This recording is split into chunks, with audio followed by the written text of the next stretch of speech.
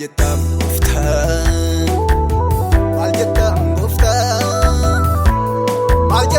gofta waa'ee gatii dhiiga kee nyaatee si harkaa dhugee si'iin bayyaannatee olma sitti ta'ee sabni kee tiyaanees daddabnee sammuunis nu wareeree nu jala badeeraa mul'isaan kanaa siif galam gooftaa keessi ciitisaa bira hin darbini nuuf kenni deebii mul'inaa siif galam gooftaa keessi ciitisaa bira hin darbini nuuf kenni deebii mul'inaa nuuf kenni deebii mul'inaa nuuf kenni deebii mul'inaa nuuf kenni deebii mul'inaa nuuf kenni deebii mul'inaa.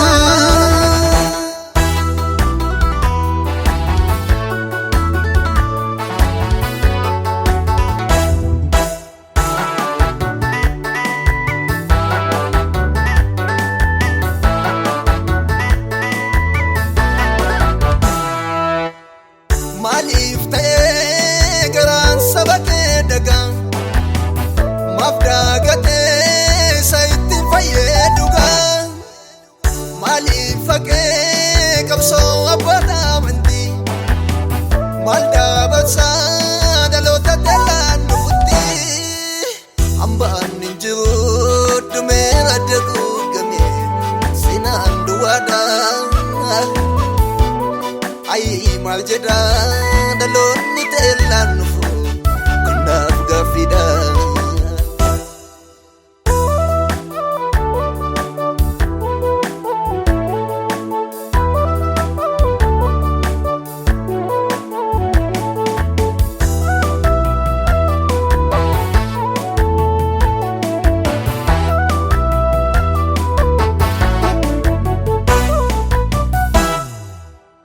Jajjaboota gateetti kan bal'atan namummaan isaanii yaadaa keef kanaabu hedduu jalqabee deemsaa karaa jireenya garuu ni dhabnee nama dabeeku meeqa yeddarii fedhii namummaa keenya nu fayyisee nu haaresi iddoo keenya ganamaan nu deebisi. Meegiddarii fedhii namummaa keenya nu fayyisi nu haaresi iddoo keenya ganamaatti nu deebisi.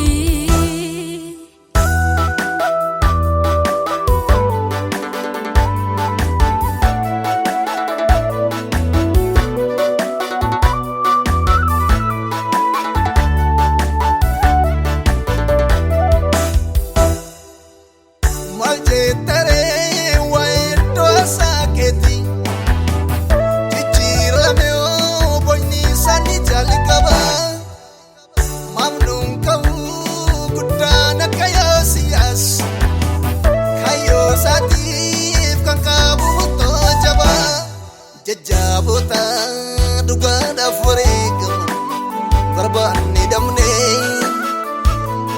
kanaaf dhaamee biddi iddoo alsaa